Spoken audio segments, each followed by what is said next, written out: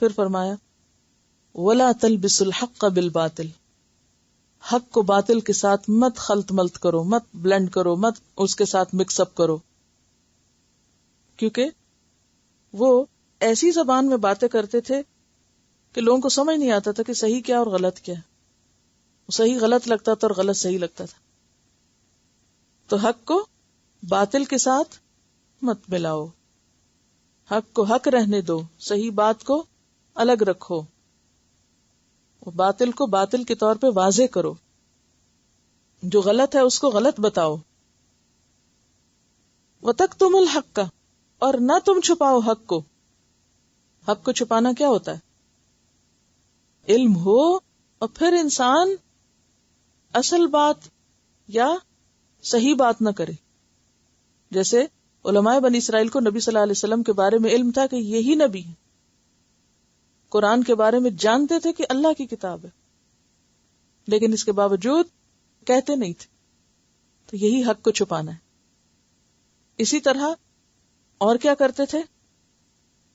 سورۃ البقرہ کی آیت 79 میں آتا ہے فَوَيْلٌ لِّلَّذِينَ يَكْتُبُونَ الْكِتَابَ بِأَيْدِيهِمْ ثُمَّ يَقُولُونَ هَٰذَا مِنْ عِندِ اللَّهِ لِيَشْتَرُوا بِهِ ثَمَنًا قَلِيلًا فَوَيْلٌ لَّهُم مِّمَّا كَتَبَتْ أَيْدِيهِمْ وَوَيْلٌ لَّهُم مِّمَّا يَكْسِبُونَ. بس ہلاکت ہے ان لوگوں کے لیے جو اپنے ہاتھوں سے کتاب لکھتے ہیں پھر دعویٰ کرتے ہیں یہ اللہ کی طرف سے آئی تاکہ اس کے ذریعے سے حقیر قیمت حاصل کریں.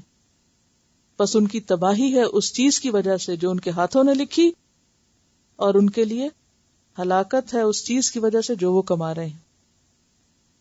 یعنی لوگوں کی مرضی کے مطابق بات کر کے، حق کو چھپا کے، باطل کو دے کے، گڈمڈ کر کے جو کچھ وہ حاصل کر رہے ہیں اس کا نتیجہ صرف ہلاکت ہے. فرمایا وَأَنْتُمْ تَعْلَمُونَ، تم سب جانتے ہو، جانتے بوجھتے یہ کام کر رہے ہو. اور پھر اس کے بعد باقی سب کے لیے بھی جو حق کو چھپائیں. کیا مانا؟ کہ جیسے ایک شخص جس کے پاس علم ہے اس کا کیا فرض بنتا ہے کہ وہ اسے دوسروں تک پہنچائے، لے جائے، علم کے معاملے میں بخل سے کام نہ لے، مستحق اور ضرورت مند افراد کو دے. یہ بالکل ایسا ہی ہے جیسے اگر آپ کے پاس کھانا ہو تو آپ کا کیا فرض بنتا ہے؟ رکھ کے خراب کر دیں؟ جو بھوکا ہے اسے کھلائیں. یہ کریں گے نا آپ کے؟ نہیں. آپ کسی شخص کے بارے میں سوچئے، اس کے پاس کھانا ہے لیکن وہ نہ خود کھاتا ہے نہ کسی اور کو دیتا ہے، اور اس کے آس پاس بہت سے لوگ بھوکے ہیں، تو وہ کیا کر رہا ہے؟ شدید بخل کر رہا ہے. وہ لوگوں کا محسن ہو سکتا ہے؟ نہیں. اسی طرح سیم ایک شخص جس کے پاس علم ہے اور اس کے آس پاس کے لوگ جاہل ہیں، لا علم ہے، خبر نہیں، بھوکے ہیں، پیاسے ہیں، اور وہ کیا کر رہا ہے؟ وہ چھپا رہا ہے یا دے نہیں رہا، تو مجرم ہے وہ. اسی جرم سے یہاں روکا جا رہا ہے کہ نہ تو تم حق کو گڑمڑ کرو کہ صحیح بات نہ بتاؤ، اور نہ یہ ہے کہ تم اس کو چھپاؤ اور اس کو لوگوں کو دو نہیں، لوگوں کے اوپر خرچی نہ کرو. اب آپ دیکھیں اس ملک میں خاص طور پر جو لوگ رہتے ہیں اور ان کے پاس نالج ہے، جانتے ہیں، پھر وہ اس نالج کو چھوڑ کر دنیا کمانے کے پیچھے لگ گئے ہیں، اور کام انہوں نے شروع کر دیے. نہ کسی کو دین سکھاتے ہیں، نہ دین پھیلاتے ہیں. تو وہ کیا کر رہے ہیں؟ حق چھپا رہے ہیں. ایک تو گڑمڑ کیے ہوئے ہیں اپنے عمل سے، جو دل میں آئے شرک بدعت کر لی، گڑمڑ ہو گیا نا. بہت سے لوگ آج کل مسلمانوں کے غلط طرز عمل کو کیا سمجھتے ہیں؟ یہ اسلام ہے. ایسا ہی ہے نا. مثلا عورتوں کے ساتھ جو سلوک کرتے ہیں یا دوسرے لوگوں کے ساتھ، تو وہ کیا سمجھتے ہیں لوگ؟ یہی اسلام ہے. ایک عام شخص اسلام کو کہاں سے پڑھ رہا ہے؟ لوگوں کے رویے سے. تو لوگوں نے تو کیا کچھ اکٹھا کیا ہوا اپنے رویوں میں، جھوٹ سچ سب ملایا ہوا. یہ بھی تلبیس ہے.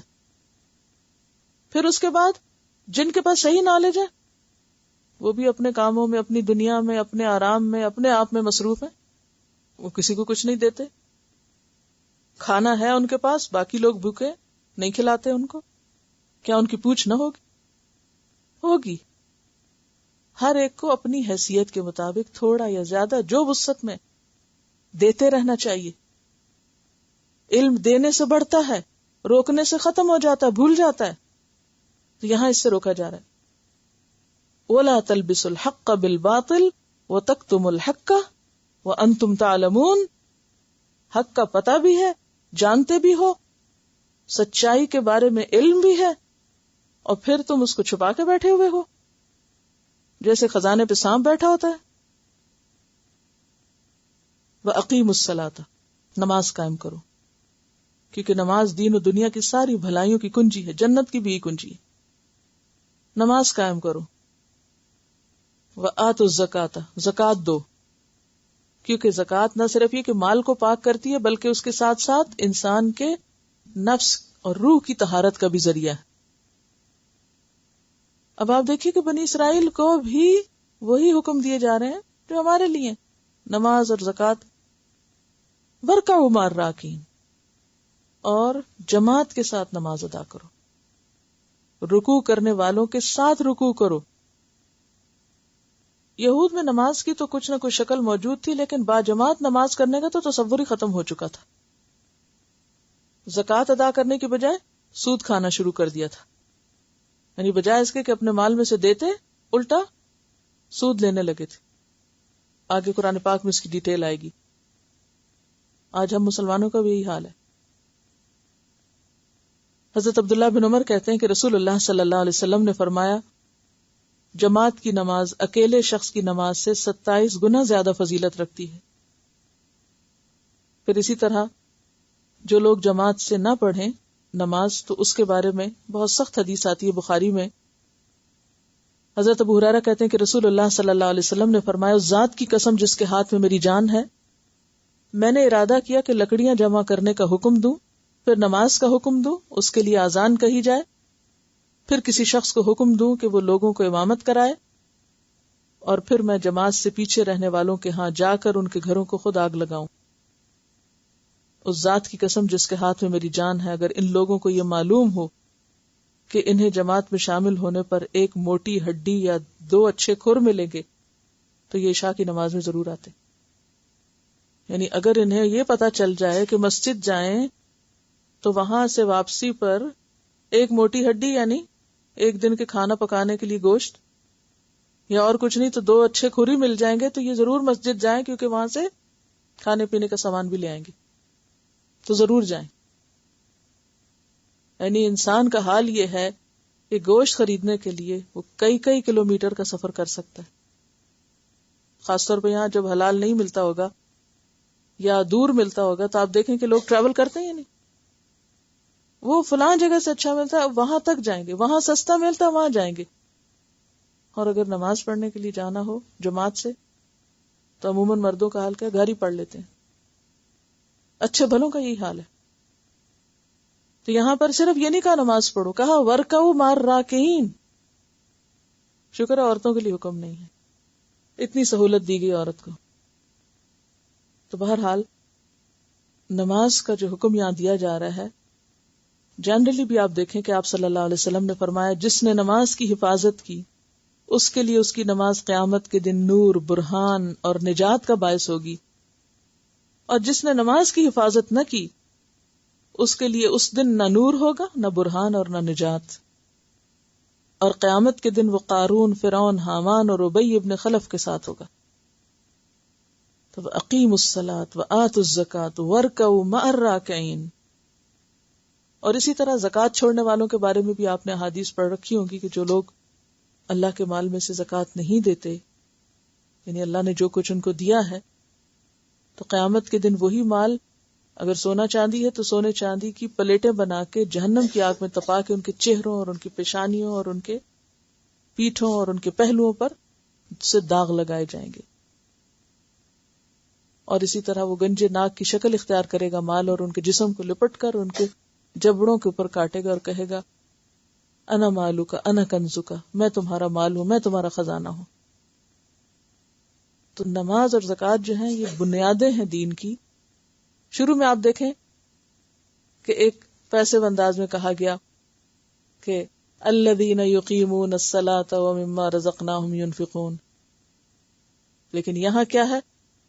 حکم دیا جا رہا ہے اقیموا الصلاۃ وآتوا الزکاۃ وارکعوا مع الراکعین. پھر فرمایا اتأمرون الناس بالبر، کیا تم لوگوں کو نیکی کا حکم دیتے ہو؟ بر کا کیا معنی؟ ہر نیک کام، کوئی بھی نیکی کا کام، تزکیہ نفس ہو یا اصلاح کا کام ہو. وَتَنْسَوْنَ أَنفُسَكُمْ، اور اپنے آپ کو بھول جاتے ہو. اوروں کو تو بڑی اچھی اچھی تقریریں کرتے ہو اور خود کو بھول جاتے ہو کہ ہمیں بھی حق کا ساتھ دینا ہے. اب پہلے کانٹیکس میں تو بنی اسرائیل کے علماء ہی کے لیے کہا جا رہا ہے، کیونکہ ان کا حال کیا تھا کہ جب لوگوں کے لیے واعظ اور نصیحت کی مجلسیں قائم کرتے تو اپنے عوام کو کیا سمجھاتے کہ دیکھو حق کا ساتھ دینا چاہیے، اچھے کام کرنے چاہیے. لیکن جب اپنے پہ بات آئی، نبی صلی اللہ علیہ وسلم تشریف لائے، حق کا ساتھ دینے کی بات تھی تو بھول گئے کہ ہمیں حق کا ساتھ دینا چاہیے. یعنی وہی بات جو وہ اپنے عوام کو سمجھاتے تھے وہ اپنے اوپر لاگو نہیں کرتے تھے. وَأَنْتُمْ تَتْلُونَ الْكِتَابَ، حالانکہ تم کتاب پڑھتے ہو. علماء بنی اسرائیل کی طرف اشارہ ہے کہ تم کتاب پڑھتے ہو، تمہاری کتاب میں لکھا ہے کہ اس پیغمبر کا ساتھ دو، پھر نہیں تم سمجھتے. افلا تعقلون، کیا تم عقل سے کام نہیں لیتے؟ کچھ نہیں سمجھتے؟ تمہاری عقل میں یہ بات نہیں آتی کہ جس چیز کا مطالبہ تم دوسروں سے کر رہے ہو وہ تم خود نہیں کرتے؟ دیکھیے اس وقت جو تفسیر کا انداز ہے اس کو آپ ذرا نوٹ کیجئے کہ آیت کا پہلا معنی بنی اسرائیل کے کانٹیکسٹ میں اور دوسرا معنی اپنے کانٹیکسٹ میں، خود کو آئینہ دکھانا. کیونکہ قرآن صرف بنی اسرائیل کے لیے نہیں اترا، اس کی ساری آیتیں ہمارے لیے بھی ہیں، اور اس آئینے میں ہمیں خود کو بھی دیکھنا ہے.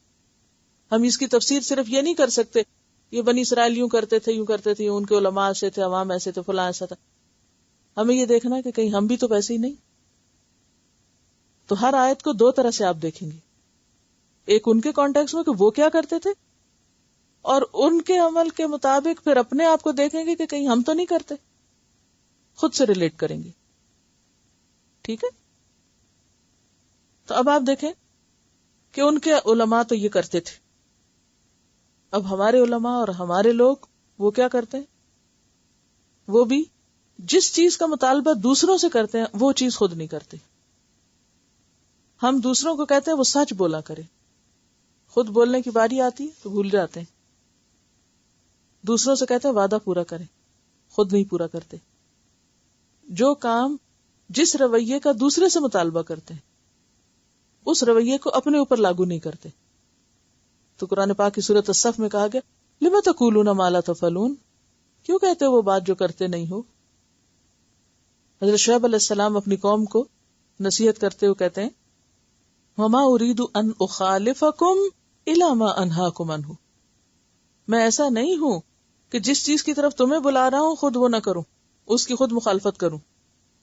میں کروں گا بھی وہی جو تمہیں کہوں گا. إِنْ أُرِيدُ إِلَّا الْإِصْلَاحَ مَا اسْتَطَعْتُ، میں تو تمہاری اصلاح چاہتا ہوں جتنی مجھ میں ہمت ہے. اور یہ ایک حقیقت ہے کہ جو شخص صرف نصیحت کرنے والا ہو اور وہ کام خود نہ کرنے والا، اس کی نصیحت میں بھی اثر نہیں ہوتا. اس کے بارے میں ایک واقعہ ہے، شاید آپ نے کہیں سنا بھی ہو. ایک شخص کسی عالم کے پاس گیا اور کہنے لگا کہ میں غلام ہوں، آپ اپنے جمعے کے خطبے میں لوگوں کو اس بات پر اکسائیں کہ وہ غلاموں کو آزاد کیا کریں. تو ان کا ٹھیک ہے، میں ضرور تقریر کروں گا اس پر. جمعے کا دن آیا، اس نے بہت فضیلت سنائی کہ غلام آزاد کرنے کا کیا فائدہ ہوتا ہے. پھر خوب لوگوں کو ابھارا. تو دیکھا اگلے ہفتے تک کسی ایک نے بھی کوئی غلام آزاد نہیں کیا. پھر اس کے بعد وہ دوبارہ آیا، اس نے کہا اچھا. چند ہفتے گزرے تو وہ مسکین غلام آ کے کہنے لگا کیا بات ہے، آپ کی بات میں اثر کیوں نہیں؟ آپ کی بات لوگ مانتے کیوں نہیں؟ تو اسے یاد آ گیا کہ مسئلہ کیا ہے. اس نے کہا اچھا ٹھہرو. اس نے جا کے جمعے کے خطبے سے پہلے خود ایک غلام خرید کے آزاد کیا، یعنی کوئی غلام تھا اس کو لے لیا، پھر اس کو آزاد کر دیا اور اس کے بعد آ کے خطبہ دیا. اسی جمعے اس کے مالک نے جس غلام کے کہنے پہ خطبہ دیتا تھا اس نے اس کو بھی آزاد کر دیا. کہنے لگا مجھے فرق بتاؤ، اس دفعہ تم نے کیا کیا تھا، کیا کہا تھا کہ تمہارے کہنے پر پچھلے جمعوں میں اثر کوئی نہیں ہوا، اس جمعے مجھے آزادی مل گئی. اس نے کہا تھا میں نے یہ کیا تھا. اچھا میں نے ایک ہوم ورک دیا تھا اور میں نے جان بوجھ کے کل نہیں پوچھا بھلا آپ میں سے کوئی خود بتاتا ہے یا نہیں، یا کوئی ذکر کرتا ہے یا نہیں، لیکن الحمدللہ ہمارے جو آن لائن اسٹوڈنٹس ہیں ان میں سے ایک نے اپنا ایک واقعہ لکھ کے بھیجا. ان کو اس ہوم ورک نے کتنا فائدہ دیا. اور وہ ہوم ورک تھا کہ ویکینڈ پر یا تو اپنے رشتہ دار سے ملاقات کرنی ہے، اور خصوصاً والدہ کا میں نے کہا تھا کہ ماں سے شروع کرنا ہے، کیونکہ قرآن میں سب سے پہلا حکم احسان کرنے کا والدین ہے. سب سے پہلا احسان. اگر ماں باپ کو کوئی بھول جائے اور باقیوں کے ساتھ احسان کرتا رہے تو اس کا احسان احسان نہیں ہے. ٹھیک ہے وہ ایک نیکی ہے مگر اصل احسان ماں باپ کے ساتھ ہے. اور اس میں یہ بھی کہا تھا کہ اگر کوئی رشتہ دار ناراض ہیں تو ان کو کچھ منا لیں، کال کر لیں، کچھ کر لیں. تو اس میں ایک ای میل ہے، میں آپ کو تھوڑا سا چاہتی ہوں کہ پڑھ کے سناؤں. I wanted to share the feeling with you and with Madam Farhat Hashmi after the homework we have been given on Thursday. She wanted each of us to call or get in touch with someone who have been forgotten due to whatever reasons. So here I was thinking about my husband's older brother, who have not been talking to us since last 16 years, or I can say since I got married. It was a very touchy subject to discuss with my husband initially to make him understand what we have done.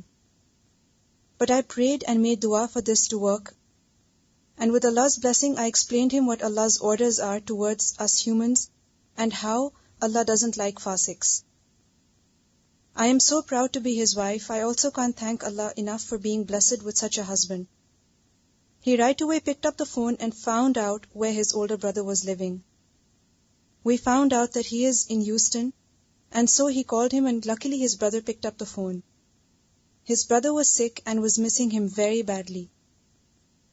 After listening to my husband's voice, he couldn't say a word. Both expressed their feelings not with complaints but with tears instead.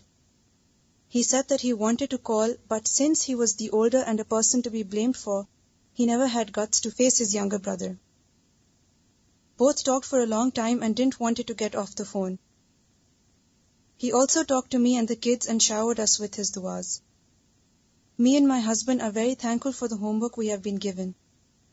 We both also want to thank our teachers who are guiding us choose a righteous path to have a fruitful life here and hereafter. Jazakallah khair for your efforts and may Allah bless our teachers. Ameen.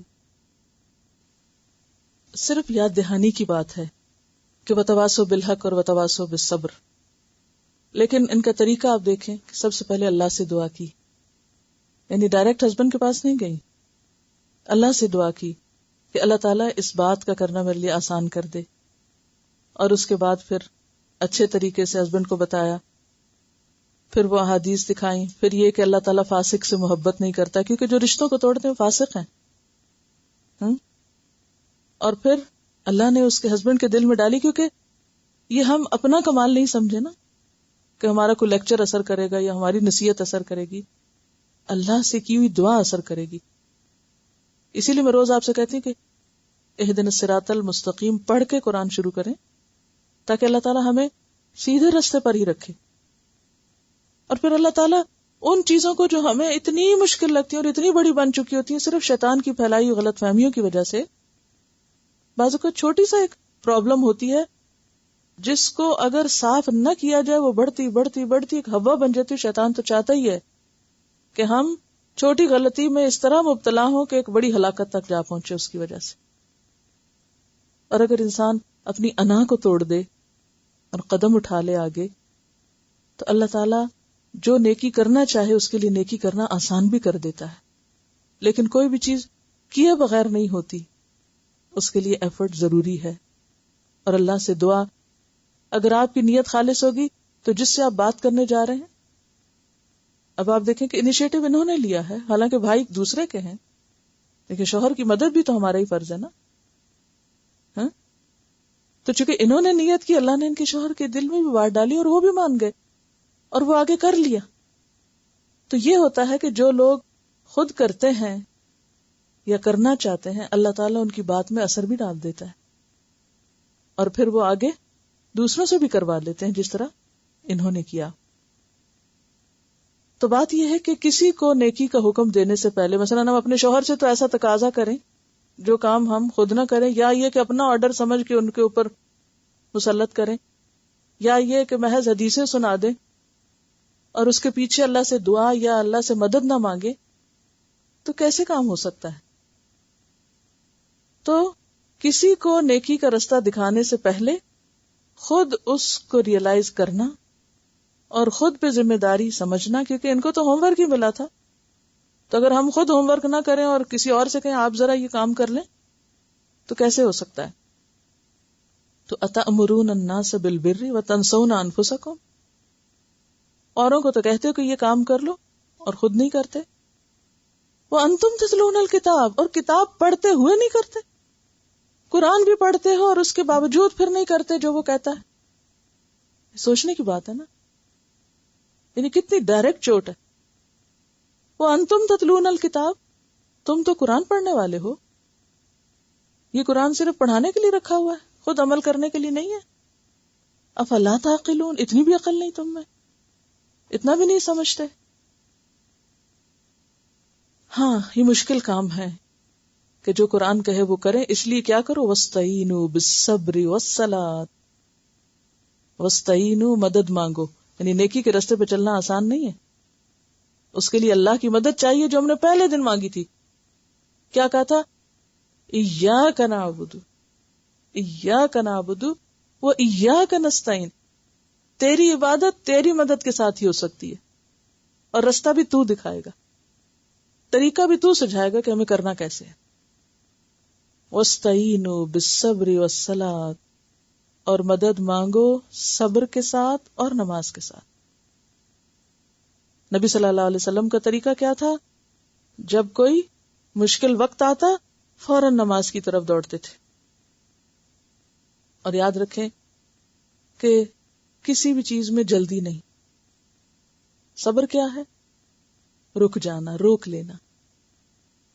اگر آج نہیں ہوا یا مناسب موقع نہیں ملا یا مناسب وقت نہیں ملا کسی کو سمجھانے کا یا بات بتانے کا، تو جلد بازی نہیں کرنی، صبر سے کام لے. اور مثلاً اگر سارا کچھ کیا اور بات نہیں بنی تو فرسٹریٹ نہیں ہونا. میں نے دعائیں بھی مانگی تھی، میں نے اتنی حدیثیں بھی سنائی تھی، میں نے قرآن بھی کھول کے رکھا تھا، میں نے یہ بھی کیا، میں نے وہ بھی کیا، اور ہوا کچھ بھی نہیں، کوئی فائدہ نہیں، میری تو بات میں اثر نہیں، لہٰذا میں آئندہ نہیں کروں گی. یہ بے صبری ہوتی ہے.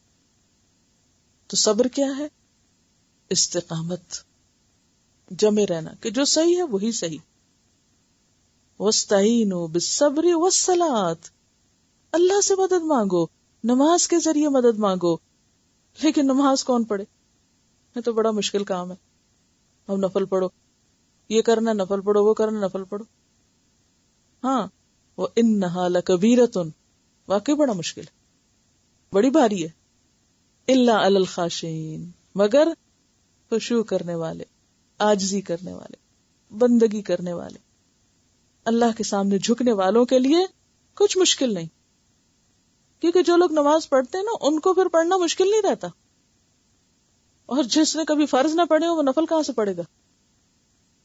جو فرض کی پابندی نہ کرے وہ ایسی مشکلات پہ نفل سے کہاں مدد لے گا؟ تو خاشع کون ہوتا ہے؟ خشوع اصل میں قلبی سکون، یعنی اندر کے جھکاؤ اور باہر کے جھکاؤ دونوں چیزوں کے لیے ہوتا ہے. یعنی اندر کی کیفیت ہوتی ہے جو باہر خود بخود آ جاتی ہے. تو جن کے اندر خشوع ہوتا ہے وہ یہ کام کر لیتے ہیں، ان کے لیے آسانی ہو جاتی ہے، ان کو مشکل نہیں رہتی. کامیابی کے لیے ان دو ہتھیاروں کا ساتھ ہونا بہت ضروری ہے نیکی کے کاموں میں. ایک ہے صبر.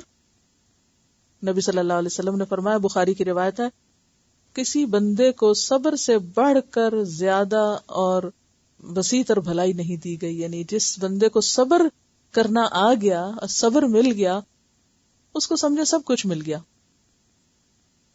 اور صبر کرنے والے کون ہیں؟ جو نماز پڑھ سکتے ہیں, جو نماز سے مدد لیتے ہیں. اور نماز مشکل ہے مگر عاجزی کرنے والوں پہ کچھ مشکلوں کہتے ہیں اللہ ہم تیرے مسکین بندے ہیں, ہم تیرے آگے جھک رہے ہیں. دیر نہیں لگتی انہیں فوراً اللہ کے حضور پہنچتے ہوئے. وہ صرف سوچوں میں بیٹھے نہیں رہتے, اٹھ کے اللہ سے مدد مانگتے ہیں. کون ہے وہ؟ الذین یظنون, جن کو یقین ہے کس بات کا؟ انہم ملاقو ربہم, کہ وہ اپنے رب سے ضرور ملنے والے ہیں, ایک دن اللہ کے سامنے کھڑے ہونا ہے. آپ دیکھیے کہ دنیا میں نماز میں ہم کیا کرتے ہیں بیسیکلی, اللہ کے سامنے کھڑے ہوتے ہیں نا سب سے کٹ کے, یا کچھ اور کرتے ہیں؟ کیا کرتے ہیں؟ نماز کیا ہے بیسیکلی؟ اپنے لیے مدد مانگنا ہے. ایک تو اس میں دعائیں ہیں, دوسرا ہے کہ اللہ سے ملاقات ہوتی ہے. آپ نہ بولتے ہیں, نہ کھاتے ہیں, نہ پیتے, نہ کہیں اور دیکھتے ہیں, تو اس کا مطلب آپ کہیں اور ہیں. ویسے تو آپ یہیں پر ہیں, لیکن آپ کو کوئی بلائے تو آپ جواب ہی نہیں دیتے, کوئی آئے تو آپ اس کو دیکھتے ہی نہیں, نہ ہلتے ہیں نہ جلتے ہیں. تو اس کا مطلب ہے آپ یہاں نہیں ہیں, آپ کہیں اور ہیں, آپ اللہ کے سامنے کھڑے ہیں. اور یہ پریکٹس ہے کس کی؟ قیامت کے دن اللہ کے آگے کھڑے ہونے کی, کہ انہم ملاقو ربہم وانہم الیہ راجعون, اور بے شک وہ اسی کی طرف لوٹنے والے ہیں. کہ آج نہیں نہ جاتے اگر نماز کی طرف, کل تو جانا ہی اللہ کے. آج نہیں اللہ کی ملاقات کے لیے کھڑے ہوتے, کل ملاقات کرنی پڑے گی, پھر کیا کرو گے؟ یا بنی اسرائیل اذکروا نعمتی التی انعمت علیکم, دوبارہ کہا گیا اے بنی اسرائیل, پھر پکارا گیا اذکروا, یاد کرو, بھول چکے ہو تم یاد کرو, یا یہ کہ یاد رکھو میری نعمتوں کو. کیوں؟ جب انسان نعمتوں کو یاد رکھتا ہے نا تو پھر کیا ہوتا ہے؟ شکر آتا ہے. جب شکر آتا ہے تو اطاعت کو دل چاہتا ہے. جب دل خوش ہوتا ہے نا انسان کے دل میں نعمتیں یاد رہتی ہیں, تو پھر انسان اللہ کا شکر گزار ہوتا ہے. کہتا ہے یا رب میں تیری کیسے بندگی کروں, کیسے عبادت کروں, میں یہ بھی اللہ کے راستے میں دے دوں, میں اللہ کے راستے میں یہ بھی کر سکتی ہوں, میں اپنی انا بھی توڑ سکتی ہوں, میں سب کچھ چھوڑ سکتی ہوں. تو اس لیے نعمتیں یاد کرائی جا رہی ہیں. اور جس کو نعمتیں یاد نہ ہو, صرف محرومیاں یاد ہو, تو وہ ہر وقت شکوے کرتا رہتا ہے, میرے پاس یہ بھی نہیں, یہ بھی نہیں, یہ بھی نہیں. وہ مایوس ہے, ڈپریسڈ ہے, لیکن اتنی توفیق نہیں کہ پھر اللہ کے سامنے جا کے خوشی سے 2 نفل پڑھے. تو پھر اللہ بھی اس کو چھوڑ دیتا ہے, ٹھیک ہے جو چاہتا کرتا پھرے. تو بنی اسرائیل کو نعمتیں یاد کرائی جا رہی ہیں کہ نعمتیں یاد رکھو گے تو میری بات ماننی بھی آسان ہو جائے گی.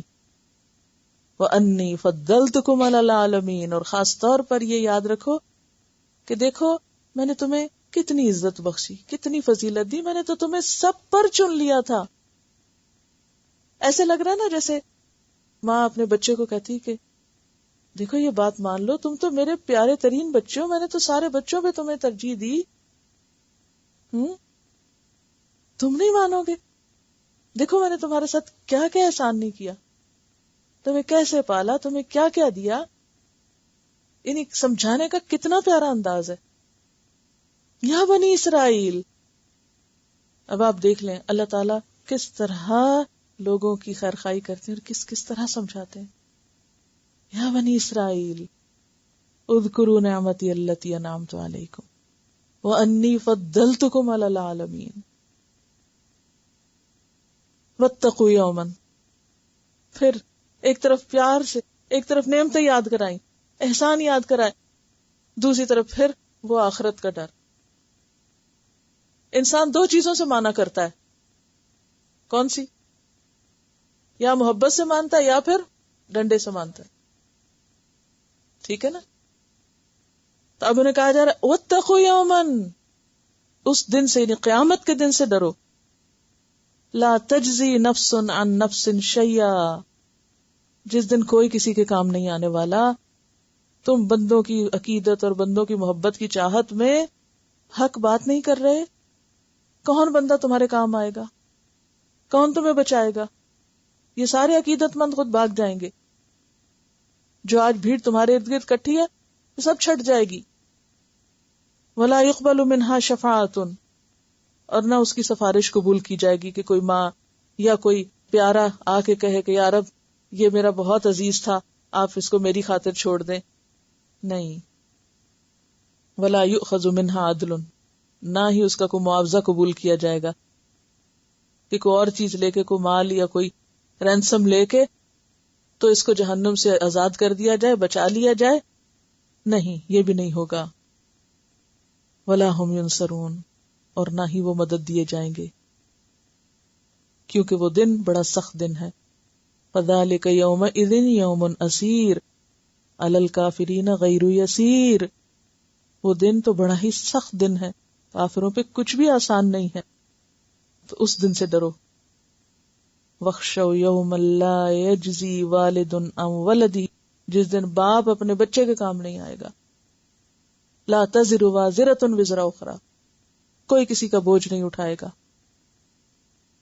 آپ دیکھیے کہ حق کو قبول کرنے کے راستے میں سب سے بڑی رکاوٹ جو ہوتی ہے نا، سب سے بڑی رکاوٹ، وہ پتہ کون ہوتے ہیں؟ لوگ. اگر آپ جائزہ لیں اپنا کہ آپ بہت سے اچھے کام جو آپ کرنا چاہتی ہیں آج تک نہیں کر سکی، کیوں؟ لوگ کیا کہیں گے؟ دیکھو اب یہ کیا بن گئی، ملانی بن گئی، اور پتہ نہیں کیا کیا، فنڈامنٹلسٹ اور ٹیررسٹ اور کیا کچھ. لوگوں کا ڈر، لوگوں کا ڈر حق بات نہیں کہنے دیتا، لوگوں کا ڈر حق پہ چلنے نہیں دیتا. تو لوگ تو وہاں کوئی نظر نہیں آئیں گے، نہ کام آئیں گے، کوئی کسی کو فائدہ نہیں دے گا. اس لیے لوگوں کا ڈر چھوڑو. بار بار ایک بات ریپیٹ کی گئی، وَإِيَّایَ فَارْہَبُونَ وَإِيَّایَ فَاتَّقُونَ وَاتَّقُوا یَوْمًا، مجھ سے ڈرو اور میرے بعد اس قیامت کے دن کی سزا سے ڈرو. یہ دو چیزیں انسان کے اندر آ جائیں تو پوری دنیا سے ٹکرا سکتا ہے. وآخر دعوانا ان الحمد للہ رب العالمین. سبحانک اللہم وبحمدک، نشہد ان لا الہ الا انت، نستغفرک ونتوب الیک. السلام علیکم.